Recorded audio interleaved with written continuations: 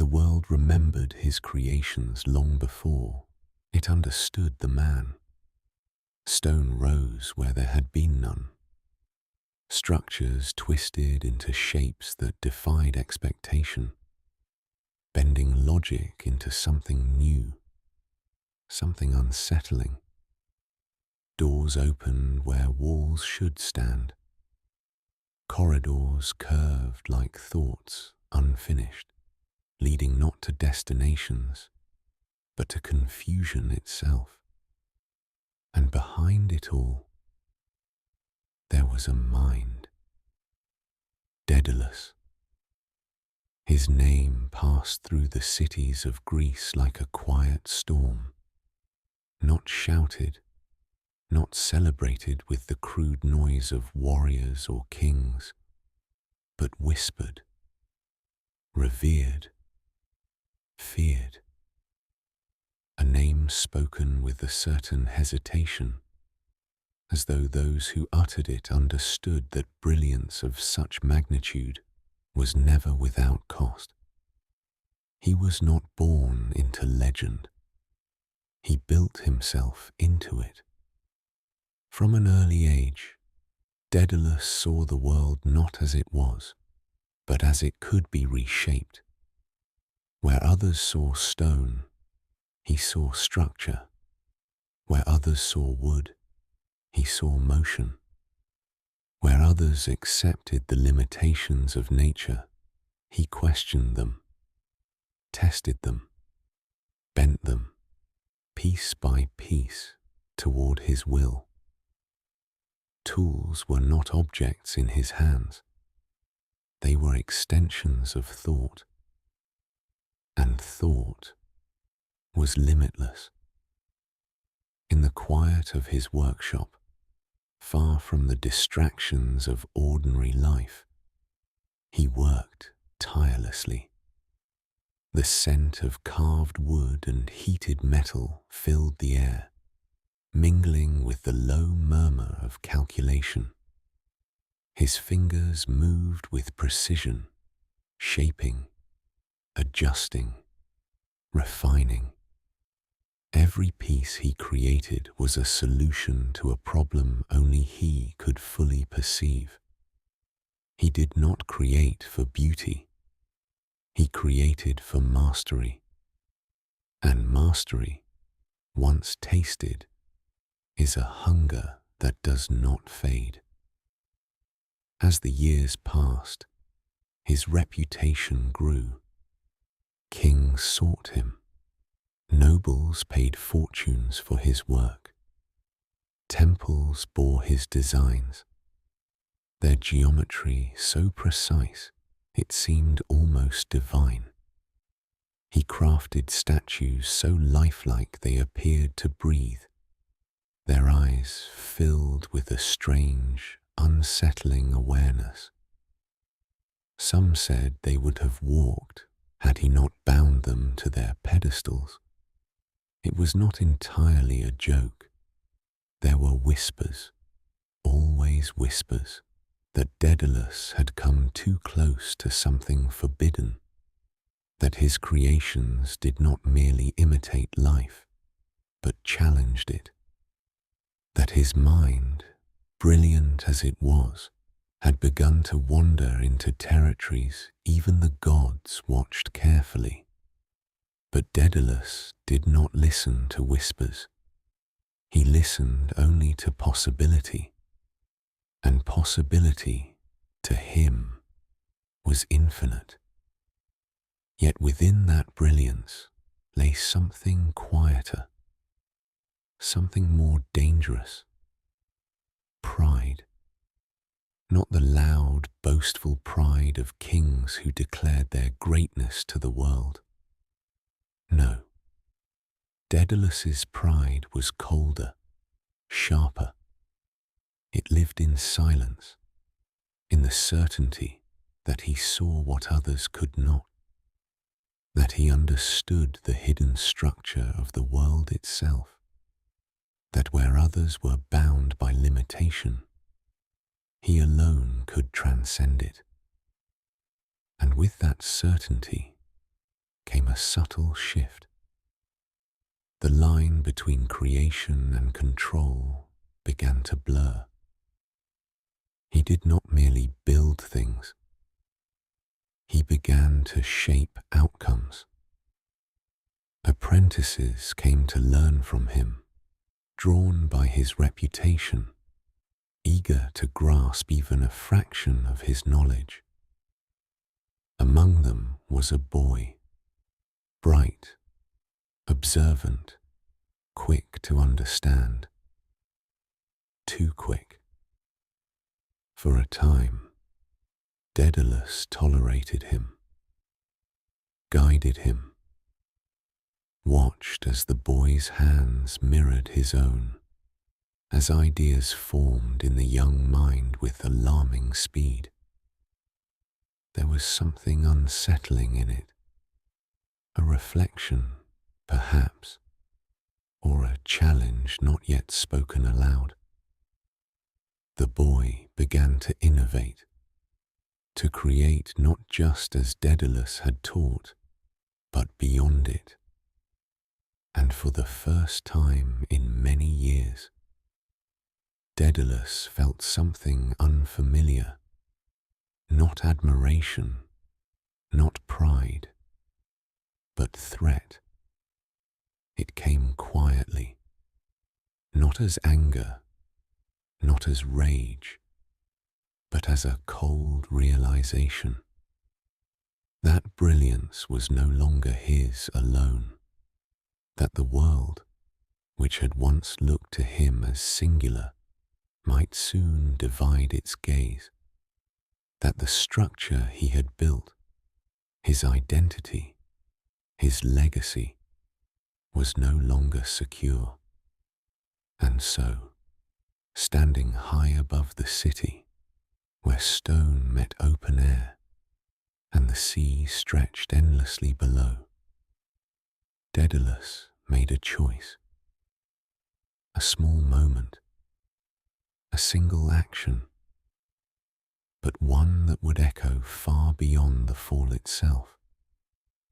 The boy slipped, or perhaps he was pushed. The world would never know the truth, only that the sea below swallowed him, and with him, the possibility of a rival. Silence followed, not the silence of peace, but of consequence. Daedalus stood alone, the wind pulling at his garments, his mind already moving, justifying, reframing, burying the act beneath layers of logic. It had been necessary. The boy had been reckless. The world could not handle two minds such as theirs. Yes, necessary. And yet, something had changed. The act did not weaken him. It refined him. From that moment forward, Daedalus understood a truth that would guide every step he took. Creation was not enough. Control was everything. But even the most brilliant mind cannot escape consequence forever. The whispers returned, louder now. Not just admiration, but suspicion. The story of the boy spread, reshaped and retold, until it reached ears that did not tolerate such ambiguity. Athens, once a place of opportunity, became a place of quiet judgment. Daedalus saw it in their eyes. He was no longer just admired. He was watched. And so, before judgment could fall, before the fragile structure of his life could collapse, he left. Exile, though never declared, became necessity. He travelled far from the city that had shaped him, carrying with him his tools, his knowledge, and the weight of what he had done. Across the sea, toward lands where his name still held power, where his past had not yet taken root, toward Crete. There, a king ruled with ambition as vast as the sea itself, a king who valued brilliance, who sought to build not just monuments, but legacy. King Minos. The invitation came not as a request, but as an inevitability, a summons for the greatest mind in Greece, an opportunity to create something that would surpass all that came before. Daedalus stood at the edge of the foreign shore, the waves crashing against the rocks below, the great island rising before him. A new beginning, a new canvas. But beneath it all, something deeper stirred, a sense, not yet fully formed, that this journey would not lead to greater freedom, but to something far more complex, a structure not just of stone and design, but of fate itself. And as Daedalus stepped forward into the domain of King Minos, the wind carried with it a quiet, almost imperceptible warning. The greatest creations often become the most inescapable prisons. Crete did not welcome men. It tested them. The island rose from the sea like something ancient and watchful, its cliffs carved by time and tide into jagged, unforgiving shapes. Waves crashed endlessly against its shores, as though trying and failing to wear it down. Above, the palace of King Minos stood in stark defiance of nature itself, a monument to power, order, and control. It was here that Daedalus arrived, not as a wanderer, not as a fugitive, but as something far more valuable, a mind. King Minos did not greet him with warmth. He did not need to. Power radiated from him in quieter ways, in the stillness of his posture, in the measured weight of his gaze, in the unspoken certainty that everything within his domain belonged to him. Daedalus, Minos said, his voice calm, deliberate. Your reputation precedes you. Reputation. The word lingered, carrying with it both admiration and implication. Minos did not ask about Athens. He did not question the whispers. He had no need. A man like Daedalus was not judged by his past, but by what he could create. And Minos required creation, something no one else could build, something that would not merely impress, but contain. You are to design a structure, the king continued, stepping closer, his voice lowering slightly. Not a palace, not a temple, something different. Daedalus listened, and as the details unfolded, something in him stirred, not fear, not hesitation, but intrigue. Beneath the palace, hidden from the world, Minos required a prison, but not a prison of walls and gates, not something that could be broken, climbed, or escaped through force.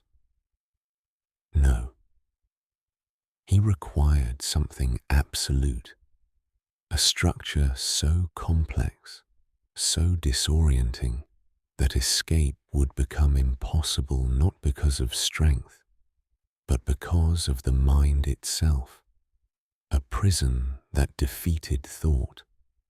Daedalus's eyes sharpened. This was not merely construction. This was design elevated to its purest form, control over movement, over perception, over reality itself. A maze, Daedalus murmured. Minos smiled faintly. A labyrinth. And so it began, deep beneath the palace, in the silence of stone and shadow. Daedalus worked. Days blurred into nights, nights into something indistinguishable from thought itself. He carved pathways that doubled back upon themselves, corridors that twisted at impossible angles, intersections designed to confuse even the most disciplined mind. There was no center. There was no edge. Only endless progression. Each turn led deeper. Each choice narrowed possibility. Each step erased certainty. It was not a structure meant to be understood. It was a structure meant to be experienced and lost within. Daedalus walked its halls alone, testing it, refining it, living within the maze of his own creation. He memorized its pathways, yet even he felt the subtle pull of disorientation, the quiet erosion of direction. It was working. Perfectly. And yet, something lingered. A question, unspoken. Why? Minos did not ask for such a structure without purpose. And purpose, when hidden, often carried darkness within it. That darkness revealed itself soon enough. The creature arrived not with ceremony, but with dread. Whispers spread through the palace first. Servants speaking in hushed tones, guards avoiding certain corridors, a tension that coiled through the air like something alive. Then came the sound, a low, echoing bellow. Not human, not beast, something in between. Daedalus saw it only once, from a distance, yet the image burned into his mind with perfect clarity. The body of a man, powerful, immense, the head of a bull, eyes dark with something deeper than instinct.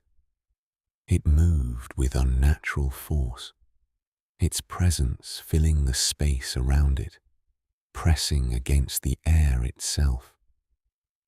The Minotaur, born of divine punishment, a consequence of defiance, a living reminder that even kings are not beyond the reach of the gods, and it was to be contained.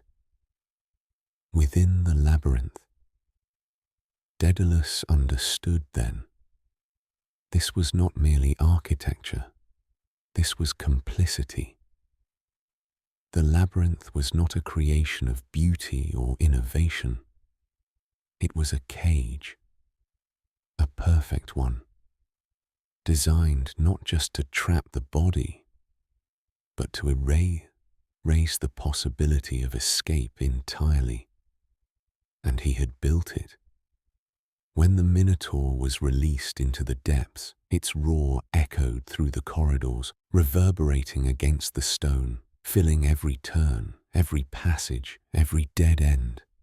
It moved through the labyrinth with raw, instinctive force, yet even it could not escape. The design held. Daedalus stood at the entrance, listening to the footsteps, to the breathing, to the endless wandering. A creature born of tragedy, now condemned to eternal confusion. And something within him shifted. For the first time since his arrival, Daedalus did not see his work as a triumph. He saw it as something else, something irreversible. Time passed. The labyrinth became legend within the palace, a whispered truth no one dared speak openly. Yet it was not empty. It was fed. Tributes arrived. Young men, young women, sent into the darkness below as offerings, sacrifices to the monster within. Daedalus did not watch them enter, but he heard the silence that followed. Each footstep into the labyrinth was a step into oblivion. Each life lost within the structure he had created. And though he did not speak against it, though he did not challenge Minos, the weight of it settled within him, quiet and persistent. Creation had become consequence, control had become imprisonment, and the line between architect and executioner had all but vanished. Yet fate, once set in motion, does not pause. It builds, it waits, and then it arrives. A ship appeared on the horizon, cutting through the sea with purpose. Its sails caught the wind, carrying with them something unseen but undeniable. A shift in the pattern, a disruption in the carefully constructed order of Crete. Among those aboard was a man, not king, not god, but something dangerous in its own right. Determined, focused, unwilling to accept fate as it had been written. His name would soon echo through the halls of the palace and through the corridors of the labyrinth itself. Daedalus stood once more at the edge of his creation, gazing into its depths, the shadows swallowing the light just beyond the entrance. He felt it then, a subtle fracture in certainty. The labyrinth was perfect, but perfection invites challenge. And somewhere beyond the sea, a challenger had already begun his journey. The sea did not announce his arrival. It carried him quietly. The ship cut through the waters of Crete with steady determination, its sails full, its course unwavering. Among the figures aboard, bound not by chains but by fate, stood the one who would disrupt everything Daedalus had built. Theseus. He did not look like a savior. He did not carry the weight of prophecy in his posture, nor the arrogance of kings. But there was something unmistakable in him, a stillness, a clarity of purpose that set him apart from the others who had come before. He did not fear the labyrinth. Not yet. On the shores of Crete, the rituals were observed without hesitation. The tributes were received, their names unspoken, their fates already sealed.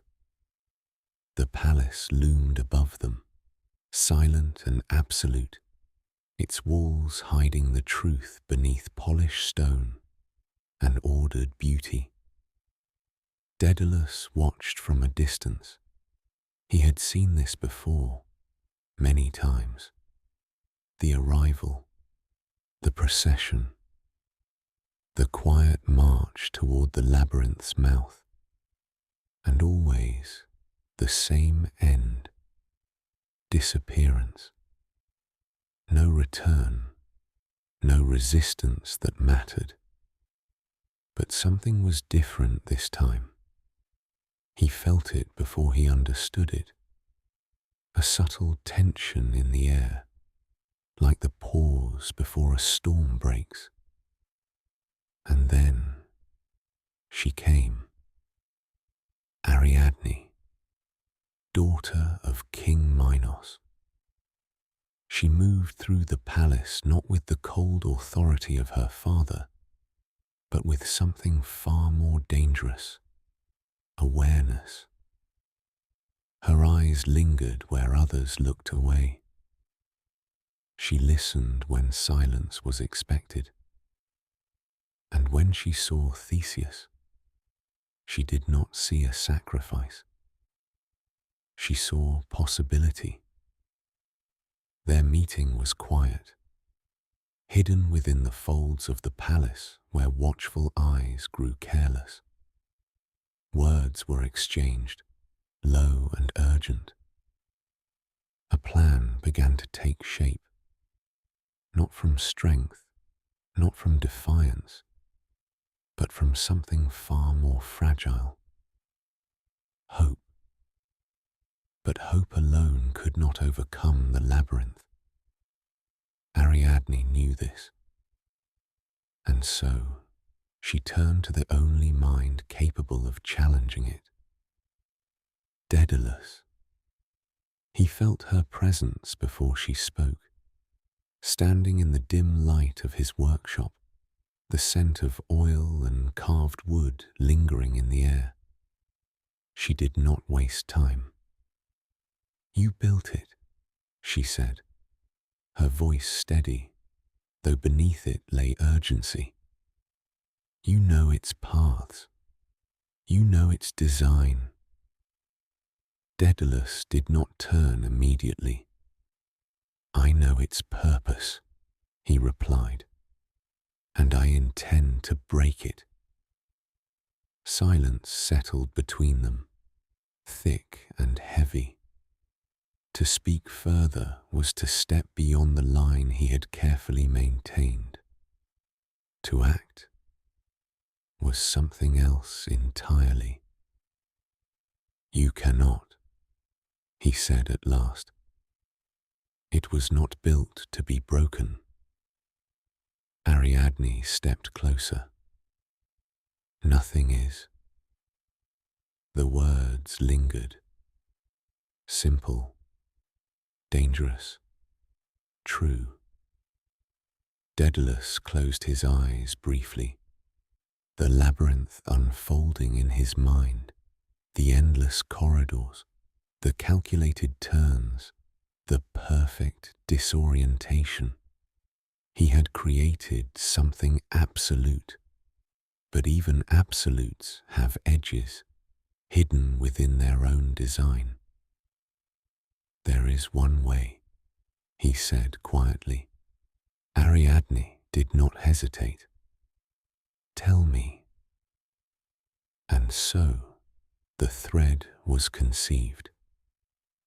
Not a weapon, not a tool of force, but something far more subtle, a guide, a single, continuous line that would lead one back from the depths, unbroken, unwavering, a path through chaos, a memory made physical.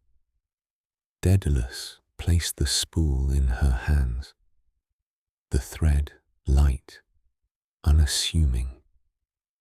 "Once inside," he said, his voice low, measured, He must tie this at the entrance.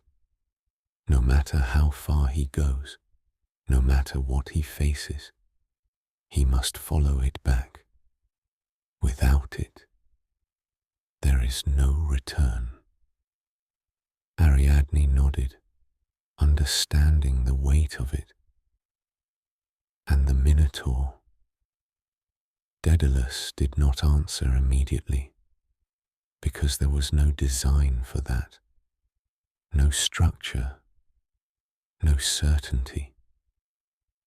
Then he must do what no one has done before.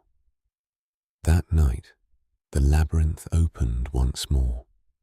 Theseus stood at its threshold, the darkness before him absolute, swallowing light and sound alike.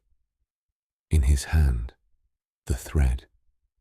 Behind him, Ariadne, her gaze fixed, unwavering, and somewhere deeper within, the Minotaur waited. The first steps echoed softly, fading quickly into silence. The thread unspooled behind him, a fragile connection to the world he was leaving. Daedalus stood at a distance, watching. For the first time, he did not know what would happen next. Time stretched. Moments became something heavier, undefined. Then, a sound. Distant. Violent. A roar that shook the air itself, followed by the clash of force against force. The labyrinth, once silent, now carried something new. Struggle, resistance, and then silence again. Longer this time, deeper, until finally, footsteps. Returning. Theseus emerged from the darkness, breath heavy, body marked by battle, but alive. The thread trailed behind him, proof not just of survival, but of victory. The Minotaur was dead. The labyrinth had been broken. Not in its structure, but in its purpose. And in that moment, everything changed. Because perfection, once challenged, is no longer absolute. Minos knew. Of course he knew. A king does not remain blind to the collapse of his own design. The truth reached him not through whispers but through absence, the silence of the labyrinth, the failure of its purpose, the betrayal written into its very walls. Daedalus was summoned. There was no anger in Minos's face when they met, only something colder, understanding. "You helped them," the king said. Not a question, a conclusion. Daedalus did not deny it, because denial would serve no purpose now. Yes, the word fell into the space between them, final and unyielding. Minos nodded slowly. "You built the perfect prison," he said. "And then you showed them how to escape it." A pause, measured, controlled. "Do you understand what that makes you?" Daedalus met his gaze. Yes. And for the first time, he did. The choice had been made. The line crossed. Creation had given way to consequence once more. Minos did not raise his voice. He did not need to. You will not leave Crete. The sentence was simple, absolute, and this time there would be no escape through design. Daedalus was taken, not in chains, but in certainty. Alongside him, his son, Icarus, young, observant, untouched by the weight that now bore down upon his father. They were placed not within the labyrinth, but above it, a tower overlooking the sea, high enough to prevent escape, isolated enough to ensure silence. From below, the labyrinth remained, a reminder of what had been built. From above, the sea stretched endlessly, a reminder of what could not be reached. Icarus stood at the edge, gazing out at the horizon, his eyes filled not with fear, but with wonder. "Why can't we leave?" he asked. Daedalus did not answer immediately, because the truth was no longer simple.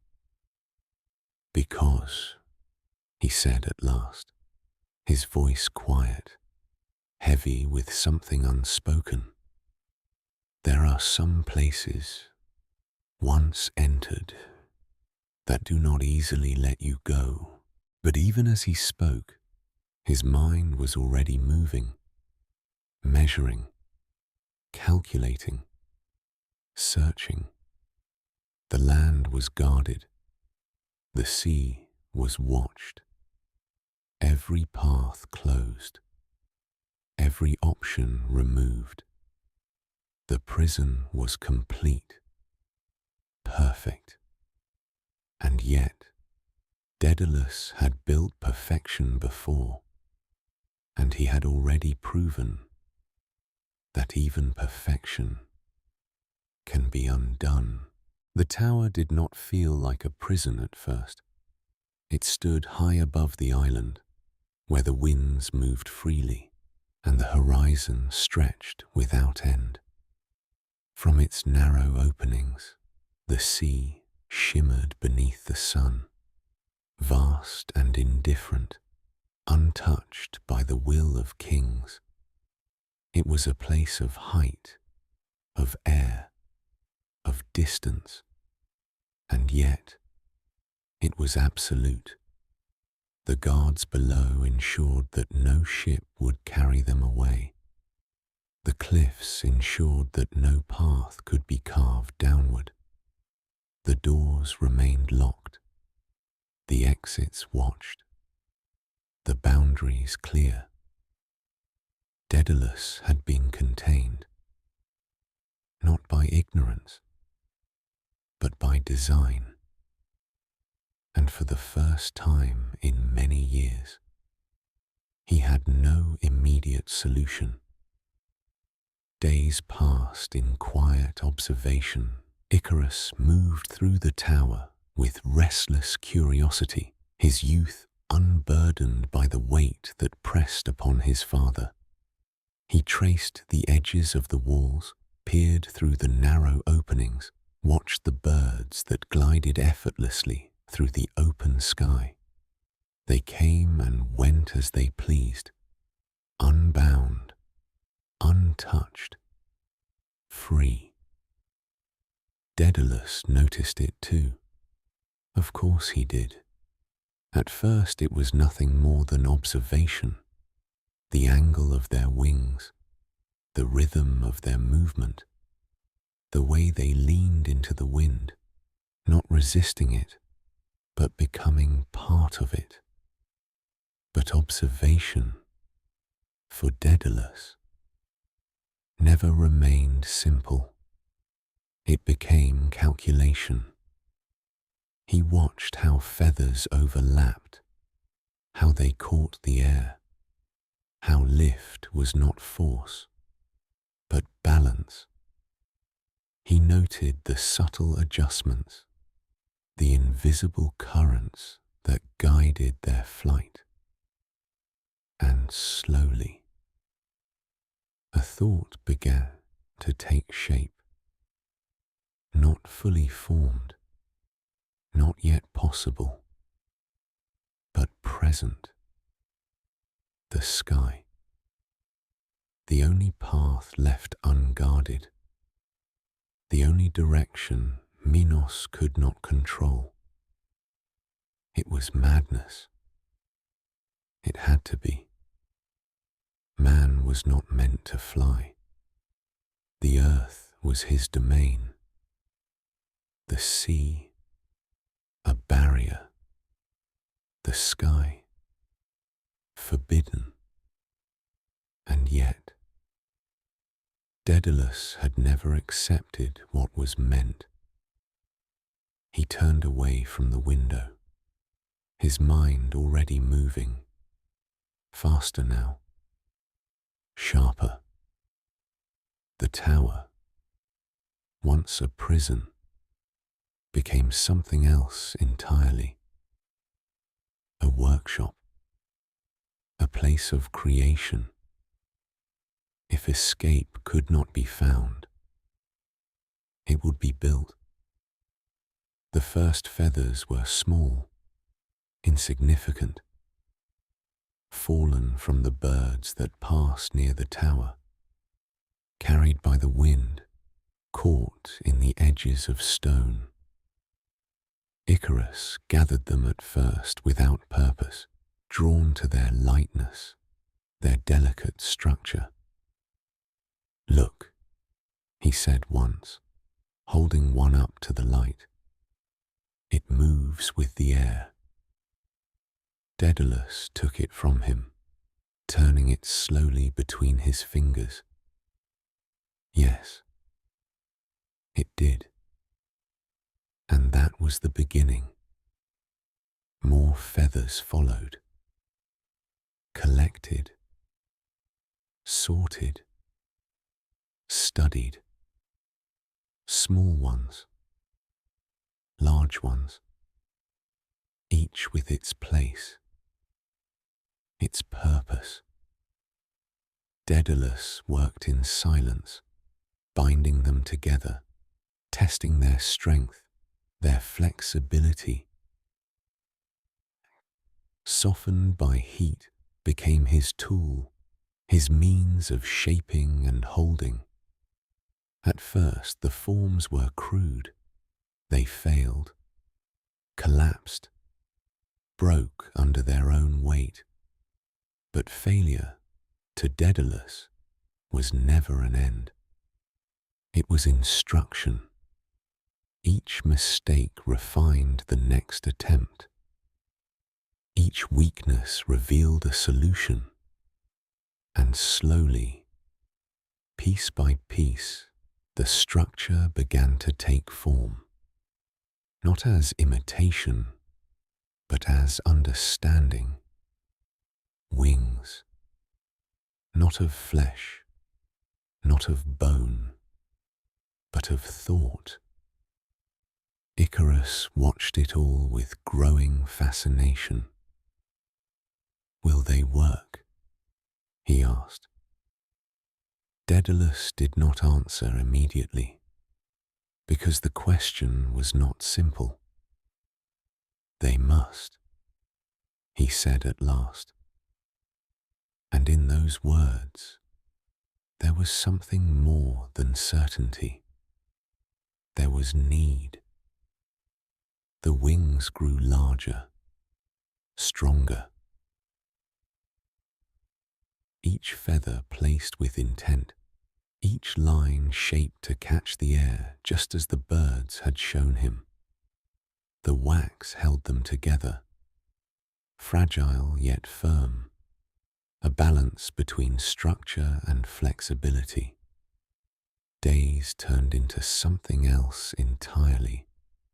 Time measured not by light or darkness, but by progress. The tower filled with fragments of creation, the air thick with the scent of wax and effort. And finally, they were complete. 2 pairs of wings, one for the father, one for the son.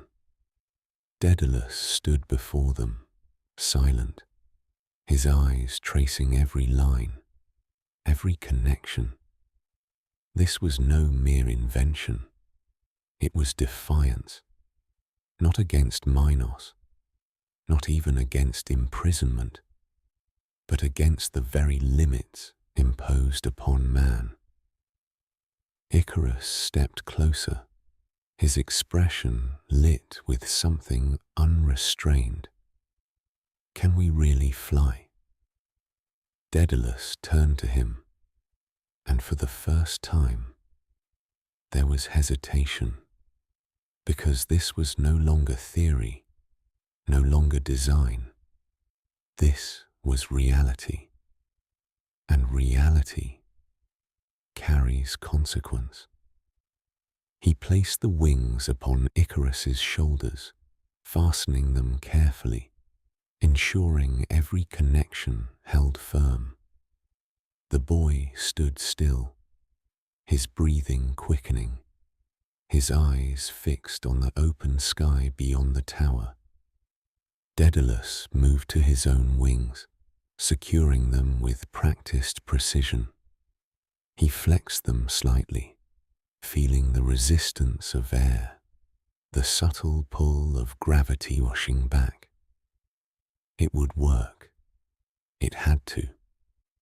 But success was not guaranteed, and neither was survival. He stepped toward Icarus, placing his hands firmly on the boy's shoulders. "Listen to me," he said, his voice steady, but beneath it lay something deeper. "This is not a game. The sky is not kind. It does not forgive." Icarus nodded, though his eyes still burned with excitement. "You must follow my path," Daedalus continued. "Not too low, or the sea will drag you down with its weight. Not too high, or the sun will weaken the wax that holds your wings together." He tightened his grip slightly. "You must remain between. Do you understand?" "I understand," Icarus said, "but understanding is not always obedience." Daedalus studied him for a moment longer, searching for something. Certainty, perhaps. But what he saw instead was youth, curiosity, wonder, the same force that drives men to create also drives them to risk. And in that moment, a flicker of doubt passed through him. But it was too late for doubt. The path had been chosen. The wings had been built. There was no turning back. Daedalus stepped to the edge of the tower. The wind rose to meet him. Strong, steady, alive. It pulled at the feathers, testing them, challenging them. Below, the sea stretched endlessly, waiting. Behind him, Icarus stood, poised between fear and exhilaration. For a moment, everything was still. Then, Daedalus leapt. The fall lasted only an instant before the wings caught the air.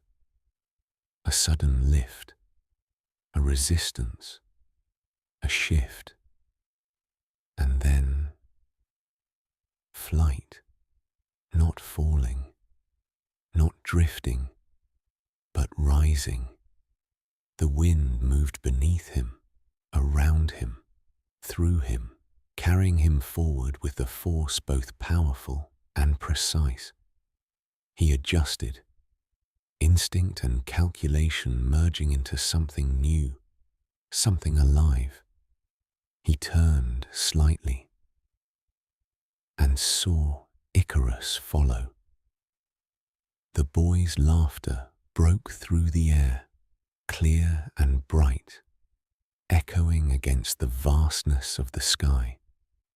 They were flying above the sea, beyond the reach of kings, beyond the limits of earth, free, for the first time since their imprisonment, truly free.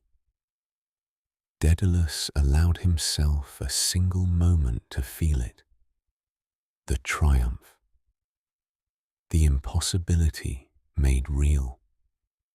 But even as the wind carried them forward, even as the horizon opened before them, he did not forget the warning, the balance, the fragile nature of what held them aloft. And as Icarus climbed slightly higher, laughter still echoing in the sky, Daedalus felt it, that same subtle shift, the one that comes before something breaks. The sky opened before them like a dream made real, endless, weightless, alive. The sea stretched far below, no longer a barrier, but a distant, shimmering expanse. The island of Crete shrank behind them, its towering walls and watchful guards reduced to insignificance. For the first time, Daedalus felt something rare, something almost unfamiliar. Relief. They had done the impossible. They had escaped. The wind carried them forward, steady and strong, lifting their wings with a force that seemed almost willing, as though the air itself had accepted their defiance. Daedalus moved with control, each motion deliberate, each adjustment precise. He felt the balance, the delicate harmony between lift and weight, between ascent and restraint. This was not freedom without rules. It was freedom within them. And beside him, Icarus soared. At first he followed, careful, measured. His wings beat unevenly, learning, adjusting, finding rhythm. There was hesitation in his movement, a flicker of uncertainty as he tested the air beneath him. But it did not last, because the sky does not inspire caution. It inspires wonder. And wonder, when untempered, becomes something else. Icarus laughed. The sound rang out across the open air, bright and unrestrained, carried by the wind itself. It was not the laughter of a prisoner escaping confinement. It was something deeper, something pure. The laughter of someone who had never known this kind of power, and suddenly did. "Father," he called, his voice filled with exhilaration. "Look at this." Daedalus glanced toward him, a faint smile touching his lips despite himself. For a moment, he allowed it. The joy, the triumph, the shared impossibility of what they had achieved, but only for a moment. "Stay close," he called back. "Remember what I told you." Icarus nodded, but his eyes were not on his father. They were on the sky, on the endless blue above them, stretching higher, brighter, untouched. The sun burned there, distant yet inviting, a golden presence that seemed to call rather than warn. Below, the sea pulled downward, vast and heavy. Between them, the narrow path of balance. But balance is not what the heart seeks. The heart seeks more. Icarus tilted upward slightly, just a little. The air shifted around him, thinner, lighter. The wind changed, less steady, more unpredictable. But he adapted quickly, his movements becoming more confident, more daring. He rose higher. The world below grew smaller. The sea blurred into reflection. The land became shape rather than substance. And above, the sun grew brighter, warmer, closer. "Icarus!" Daedalus called again, sharper now. Not too high.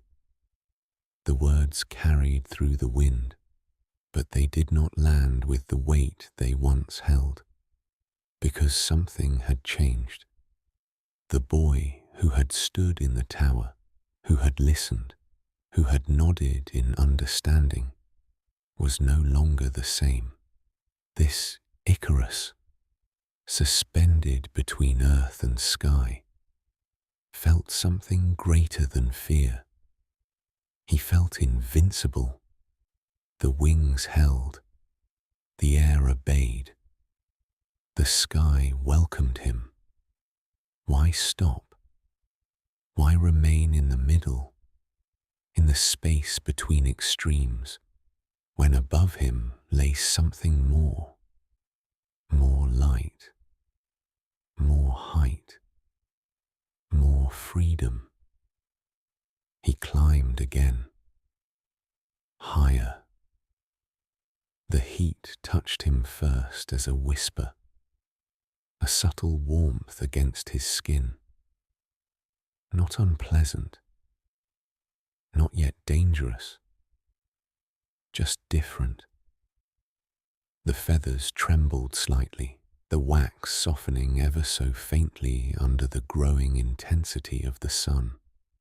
But Icarus did not notice, or if he did not understand. Below, Daedalus felt it, not in the wings, not in the air, but in something deeper, a shift, a breaking of pattern.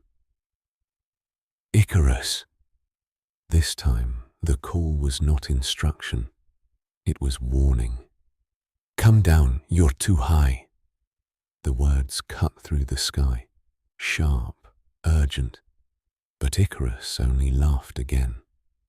The sound was different now, not just joy, but exhilaration, a kind of reckless wonder that drowned out everything else.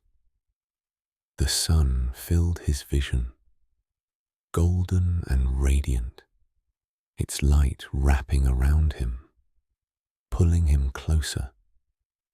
He reached upward, as though he could touch it, as though the distance between them was an illusion. For a moment, he believed it was. And then The wax began to melt, slowly at first. A single drop, warm and soft, sliding along the structure of the wing. Then another, and another. The bonds that held the feathers together weakened, imperceptibly at first.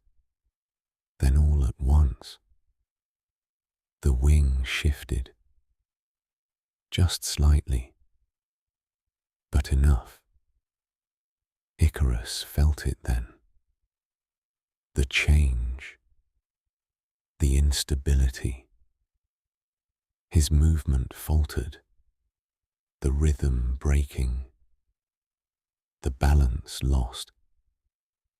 He tried to correct it, to adjust, to return to the path his father had shown him. But it was no longer that simple, because the wings were no longer whole. Icarus! Daedalus's voice tore through the air, filled with something that had not been there before. Fear. Real. Uncontrolled. The feathers began to fall, one by one at first, drifting gently through the air like fragments of something once beautiful. Then faster. More. The structure unraveled, the careful design collapsing under the relentless heat. Icarus reached out instinctively, as though he could catch them, as though he could rebuild what was breaking even as he fell. But it was too late. The wing gave way. The balance shattered. And suddenly, there was no flight, only falling. The sky that had welcomed him now stretched endlessly above, unreachable. The air rushed past him, no longer a support, but an absence. The sea below rose rapidly, no longer distant, no longer abstract, real. Icarus!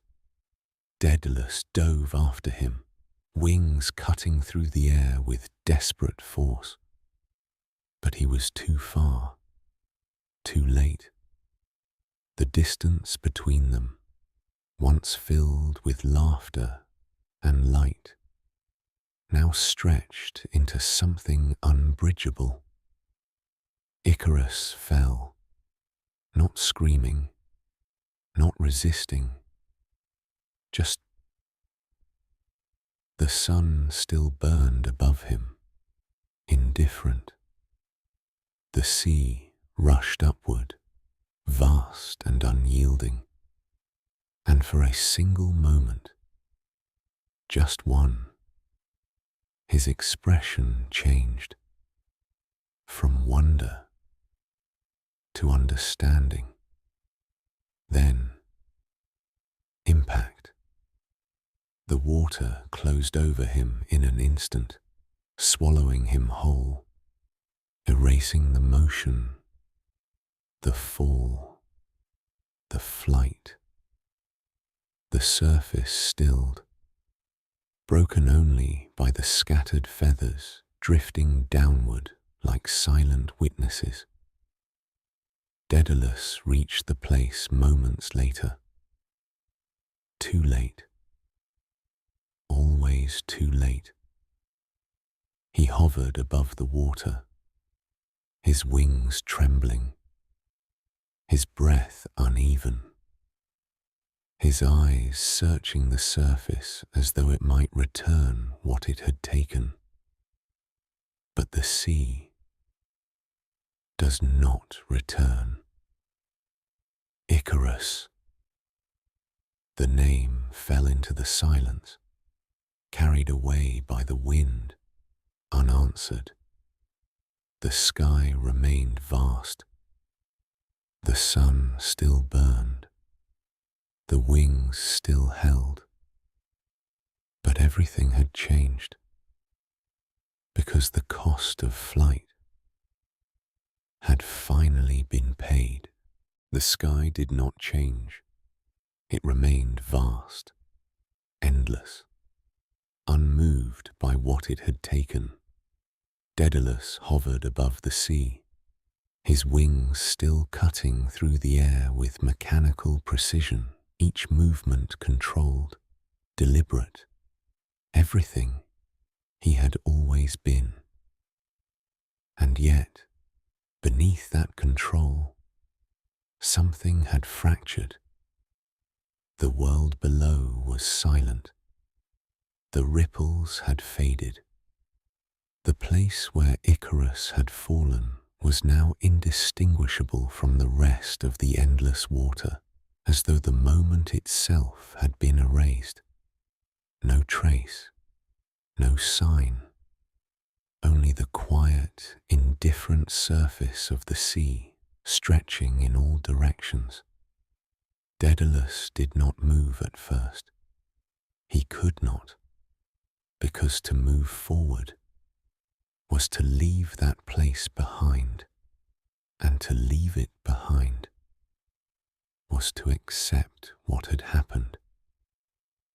Icarus. The name came again, softer now, carried by the wind and lost to it just as quickly. There was no answer, no echo, no return, only absence. For the first time in his life, Daedalus stood before something he could not design around, something he could not reshape, outthink, or control.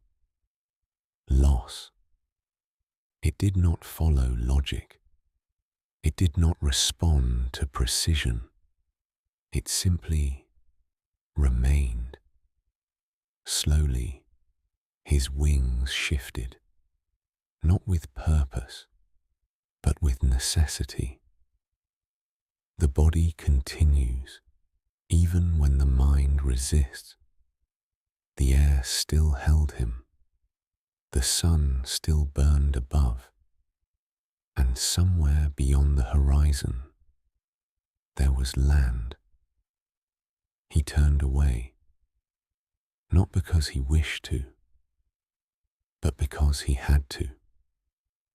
The flight that followed was not the same. Where once there had been balance, now there was weight. Where once there had been clarity, now there was distance. Every movement felt heavier, not in body, but in meaning. The sky that had once represented freedom now stretched like a reminder, vast, unreachable in its fullness, unforgiving in its silence.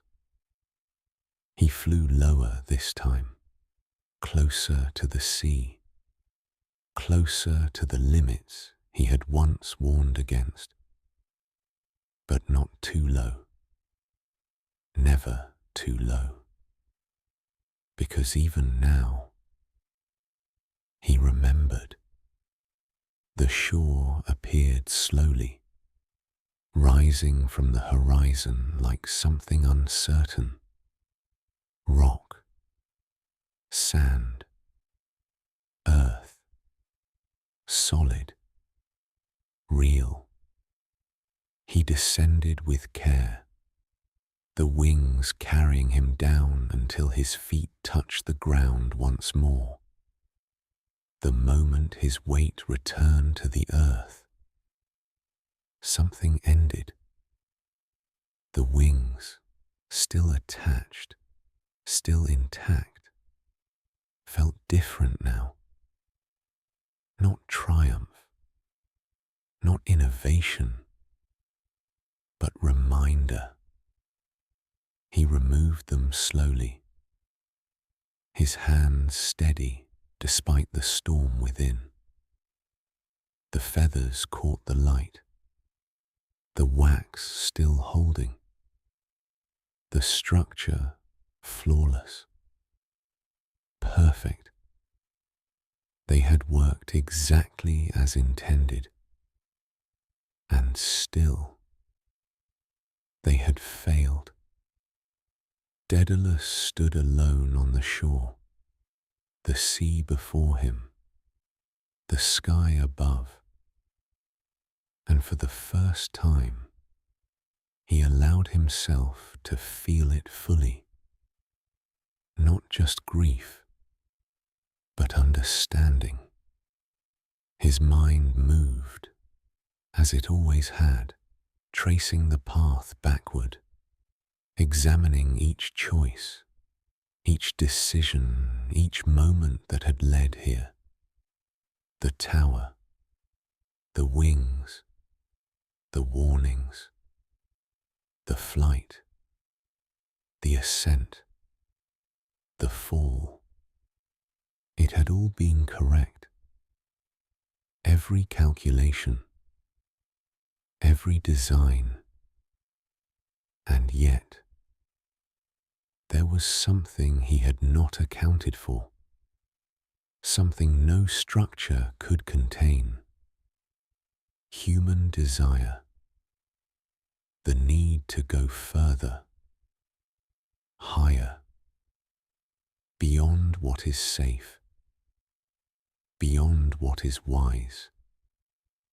He had given Icarus the means to escape, but he had also given him the means to transcend, and in that, he had lost him. The waves rolled in slowly, brushing against the shore, pulling back again in an endless rhythm. Daedalus stepped closer, his gaze fixed on the water, as though searching for something still hidden beneath its surface. "You wanted to fly," he murmured, his voice low, almost lost to the wind. "And I showed you how."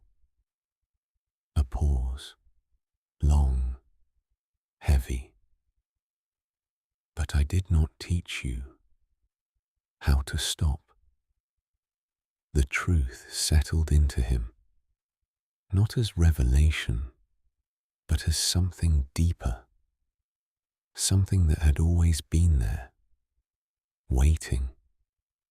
Creation is not enough. To build is not to guide. To give power is not to ensure its restraint. He looked out over the sea once more, the vast expanse now carrying a different meaning. This place, where the boy had fallen, would not remain unnamed. It would not fade into nothingness as the moment had. It would be remembered. "Icarus," he said again, this time not as a call, but as a naming. And the sea became his, the Icarian sea, not as a tribute to triumph, but as a memory of consequence.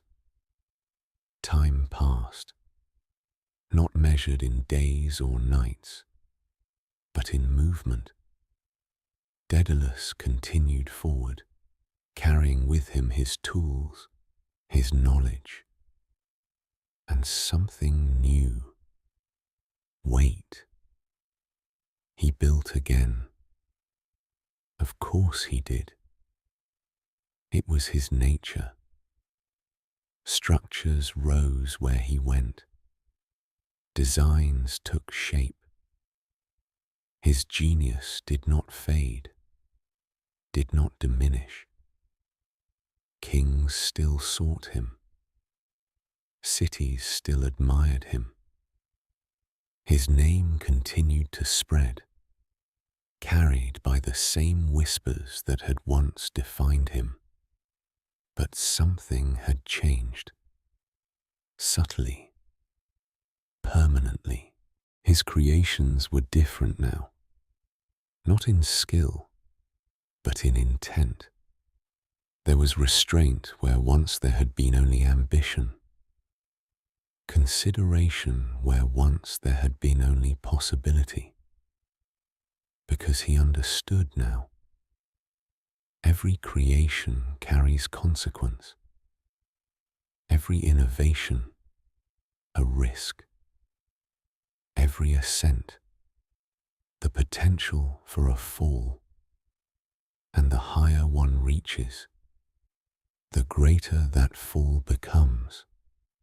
The story spread, as all stories do, of the man who built wings, of the boy who flew too close to the sun, of the fall, of the sea that took him. Some told it as warning, some as tragedy, some as myth.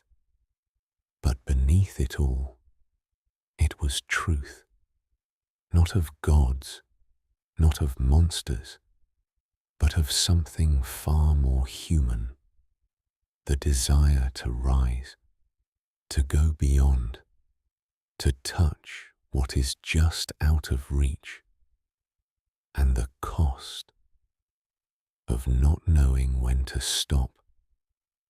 Daedalus grew older, though his mind never dulled. The world continued to shape itself around his presence, his influence lingering in stone and structure long after he had moved on. But wherever he went, the memory remained, not as pain alone, but as clarity. He would stand sometimes at the edge of great heights, looking out over the world, the wind moving past him just as it had that day. And for a moment, he would remember the flight, the freedom, the impossibility made real, and the price that followed. The sky still called. It always would. But now, he understood it, not as something to conquer, but as something to respect. And in that understanding, there was a different kind of mastery, quieter, heavier, wiser. The legacy of Daedalus was not the labyrinth, not the wings, not even the escape. It was the lesson left behind. That brilliance without restraint leads to ruin. That creation without guidance invites destruction. And that the line between triumph and tragedy is often drawn in the sky, high above the world, where ambition burns brightest and falls hardest.